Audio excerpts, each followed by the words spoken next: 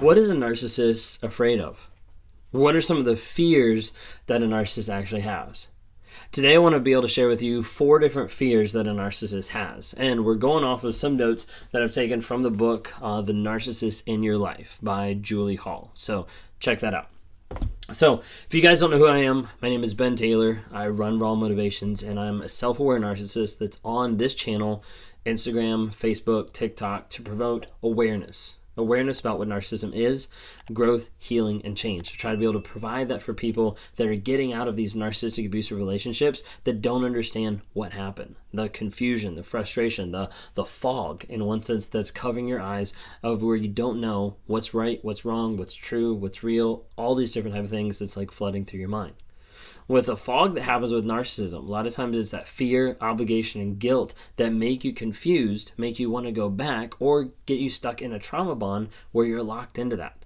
Where you're like, I don't know what I'm supposed to do. I don't know how I'm supposed to get out. I know this relationship is toxic. I know it's not beneficial for me to stay in here because of the anxiety, the weight gain, the stress, like all these different types of things, but I still have that feeling.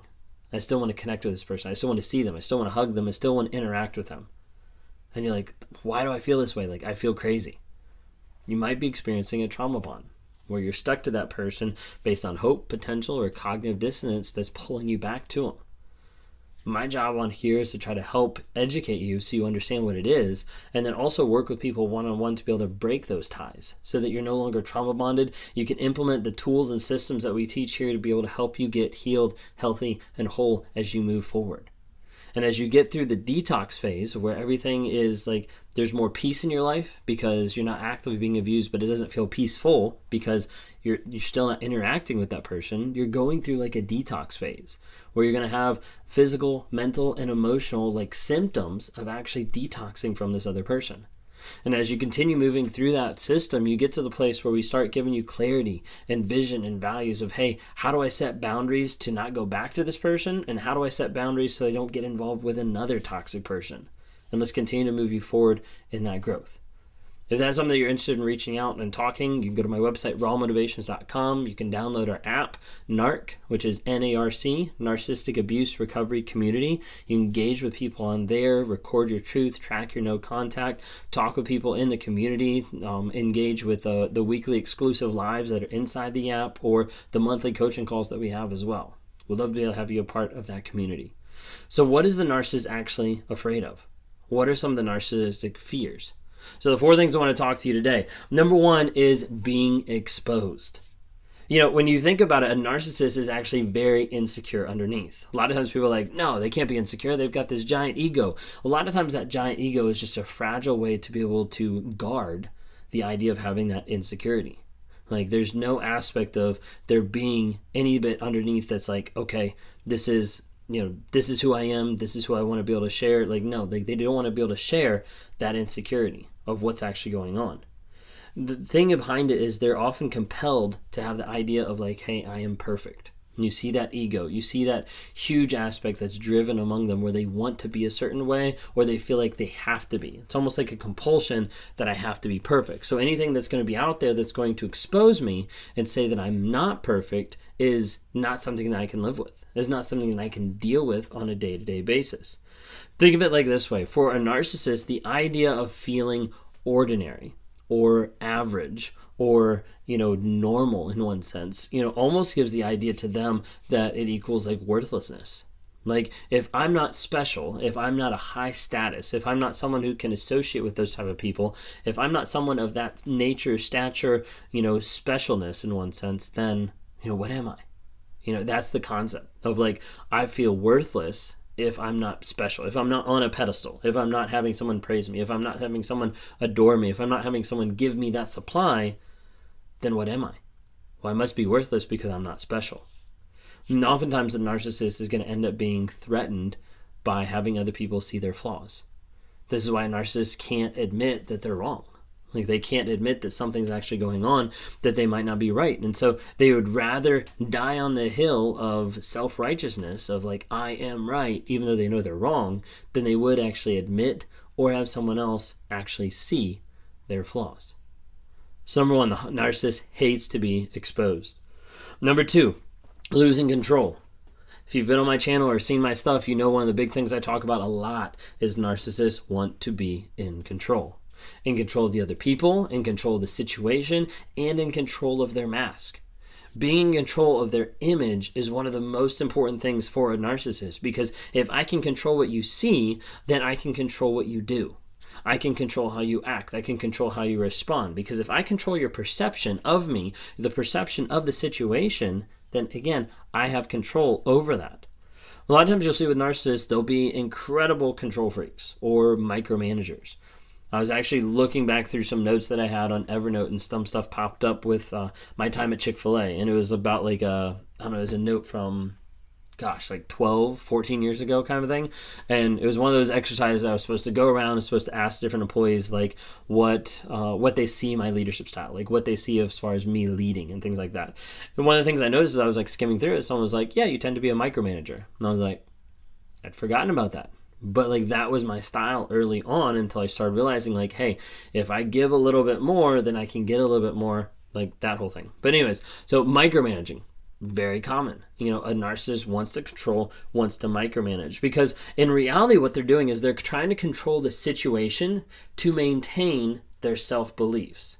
This is where it gets kind of interesting. Like, think of it this way. It's almost like gaslighting to gaslight. So like, this is my belief, like, hey, I'm a good person, so I need to control my image out there, but I also need to control the entire situation, so I make sure that I maintain that good image idea. So this means I might have to limit who you see. I might have to limit who you talk to, because I don't want them to impact the possibility of acknowledging that my image is not the image that I'm trying to believe, even though the image that I have is a lie. If you haven't had a chance, check out some of my videos on the lies that I believe, because I talk through the 7 lies that were crucial and that were things that I was believing. And when I went through the Wake Up Warrior Challenge and all this kind of stuff, I had started learning, hey, these are the lies that I actually have. One of the lies was, I am a good person. Like, that was the thought that was in my mind. Even though I knew it wasn't true by my actions and by what I was doing, I was unwilling to acknowledge that because I didn't want to be exposed. I had to be perfect and I had to be in control. So I had to believe the lie that I'm a good person.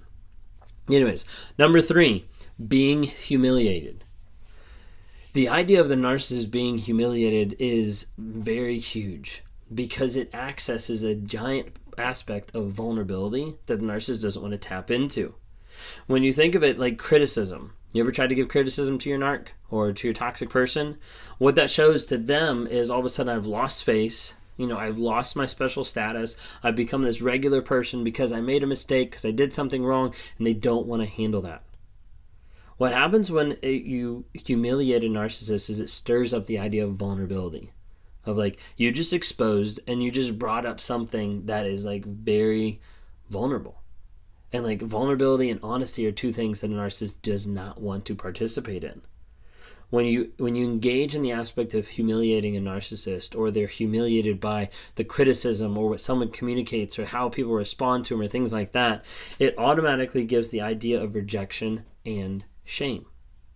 And with that shame, you normally get into the idea of where you see people talk about like narcissistic injury, of where they're hurt so bad that they disappear, they hurt so bad that they don't respond, all this different type of stuff. But sometimes you'll see it the opposite way. Is you'll get close to starting to like humiliate them or like expose them for something, or bring something up, criticize them, and that's when they flip it around on you. Because for a narcissist, they would rather humiliate someone else than they would feel humiliated. Because again, that attacks their vulnerability, that attacks their shame, loss of face, special status, being exposed, losing control, all those different type of things it activates. And so wait a second, like if I can go on the offensive to attack you, instead of you attacking me, because that's what the narcissist interprets it. Criticism is a form of attack on the narcissist in their mindset. If I can attack you first, then maybe they won't attack me. So it's playing offense instead of defense before the person has a chance to even come to the table and say, hey, this might be something you need to work on. They don't want to hear that. All right, so number 1 was being exposed. Number 2, losing control. Number 3, being humiliated. Number 4, being rejected. Being rejected for a narcissist touches into that core root of the idea of abandonment. This is something that Dr. Ramani was talking about in one of her videos, saying that abandonment is like a core and like a primal fear that a lot of people have. But for the narcissist, the idea of that rejection, that abandonment, shows the evidence in their mind of their unlovability. It shows, hey, this further proves the story that I'm telling myself, that I'm not able to get love, that I'm unable to be loved, that the unworthiness, the stuff inside me is so bad that no one is ever going to accept me and no one is ever going to love me. The problem is they self-perpetuate that thought process with their actions. This is where they turn to rationalizing what they do. It wasn't my fault. It was someone else's fault. I'm the victim. They switch to gaslighting, making sure the other person feels like they're at blame, or they go back to hoovering, trying to get back with a person, trying to interact with another person to be able to prove, I am lovable, but then I will leave you. If I can get back with you, then I can go ahead and leave you because then I'm in control. I'm no longer humiliated and I'm no longer exposed, but I'm the one rejecting you, which feels better than getting rejected. A lot of times you'll see this happen with kids, is you'll see it get to the place where because the narcissist feels rejected or has been rejected, then they start fighting for the kids harder than what they've ever fought in the past. It's not because they love the kids. And it's not because they want the kids. It's because the sole intention of let me reject you, let me push back on you, let me hurt you because you're hurting me or because I feel hurt by you. And you'll see this even if the narcissist leaves the relationship. And they'll still come back and they'll still be like, I'm going to fight for the kids so I can get back at you. You'll oftentimes see them come up with like smear campaigns and anything like that to be able to devalue the other person because the idea is I would rather have this happen to you than I would have it happen to me. So what are those 4 things? Narc fears being exposed, losing control, being humiliated, and being rejected.